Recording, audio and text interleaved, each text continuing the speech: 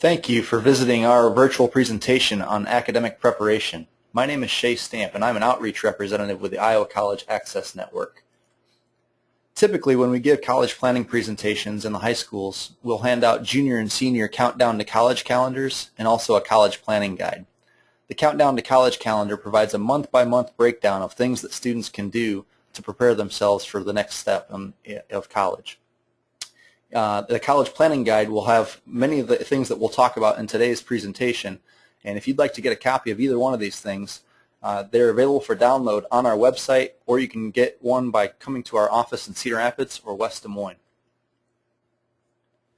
Today we're talking about academic preparation, and one thing that every student can do, whether they're a freshman in high school or a senior in high school, is they can be working hard in the classroom to get good grades.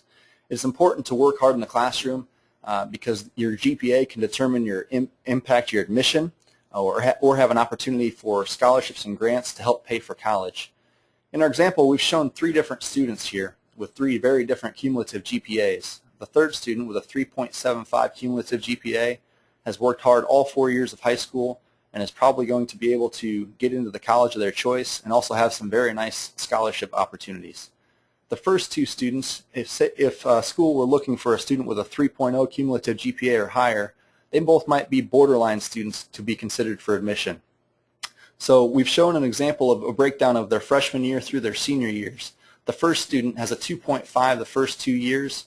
Then maybe their junior year decided, you know what, going to college is something that's very important to me, and I've never really considered it before, and they worked really hard to try and boost their GPA their last 2 years of high school and got their GPA up to a 2.87. The second student did pretty well freshman through junior years, 3.0 through a 3.25, and then they got what we call senioritis in their senior year and dropped to a 2.5 their senior year. They still, however, had a higher GPA than the first student with a 2.94. Many admission representatives have told us that they would actually take a chance on the first student because of that positive upward trend going towards the college years. Whereas the second student, if they couldn't succeed in their senior year of high school, they might question their ability to succeed at the next level. Admission representatives will also encourage the students to take a wide variety of classes. This will allow you to investigate possible majors and also give you a solid base of knowledge.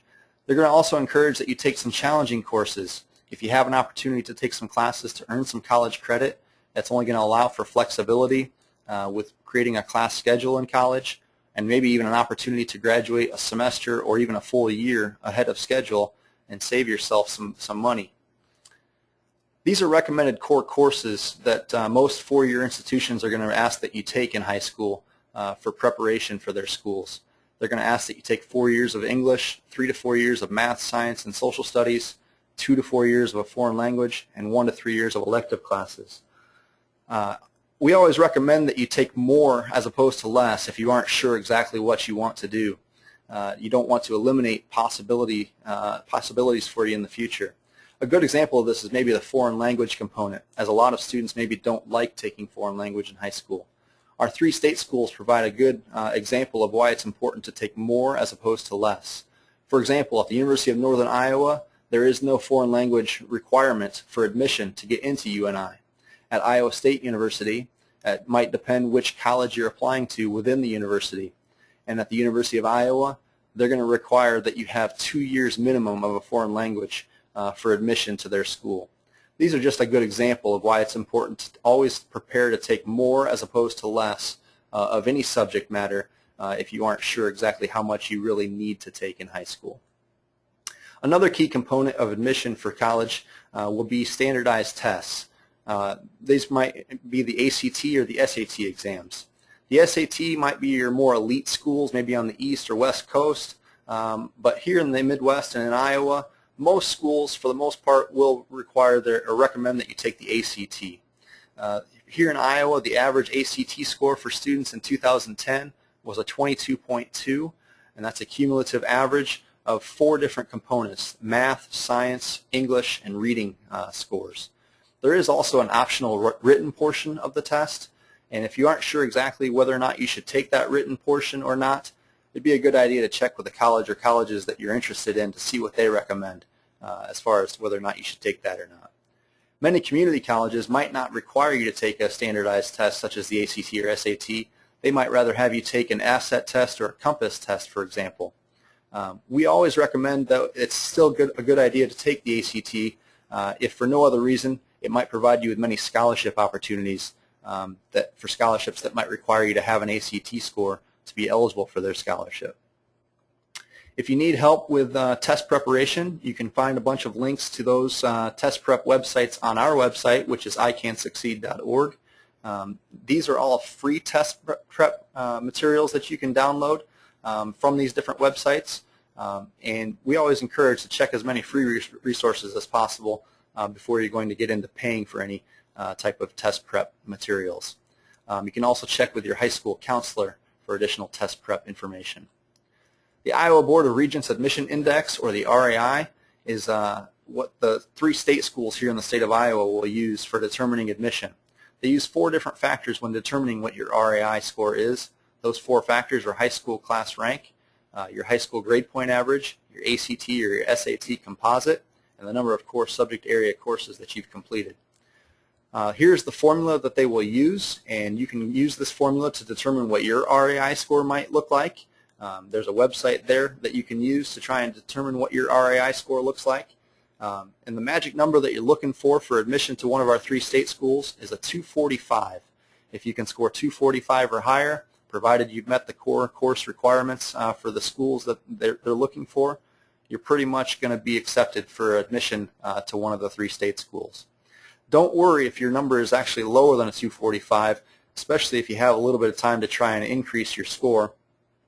Maybe talk to your high school counselor about ways that you can try to boost your score a little bit. For example, if you have a 240 RAI score, maybe you could consider adding 1 more additional core course and get yourself 5 more points on your RAI. It's also important that you get involved outside the classroom, as many admission offices will look at the activities that you've been involved with in high school for admission purposes as well. They want to see that you've been able to manage your time, maybe playing sports, being involved in music or theater or different clubs or organizations. Maybe you've done volunteer work within your community or been on mission trips, different things that you could have been involved with. These things that you get involved with are going to be able to show admission offices that you're willing to be able to manage your time. And if you can master your time management skills, it's only going to lead to more success in the future. It might be a good idea to start putting together an activities resume, just creating a list of activities that you've been involved with during your 4 years of high school, any activities that you've been involved with, any honors or awards that you've won, as schools will ask for this information on their college applications, and it also could come in handy when it comes time to search for scholarships as well. This concludes our virtual presentation on academic preparation. If you need additional help, you can, there's a number of places that you can turn to for assistance. You can check with your high school counselor, check with your college admission or financial aid offices. As always, here at ICANN, we're willing to try and help in any way that we can. And another place you could check is the Iowa College Student Aid Commission. These are all free resources of people that are willing to try and help you get where you want to go. And again, we always recommend that you try to look for those free resources first. If you're interested in signing up for our College Planning Tips Impact newsletter, we do send out a free email newsletter once a month. You can do this by clicking on our Impact newsletter on our email, or excuse me, on our website at icansucceed.org. Thank you for visiting us today, and we'll be back later.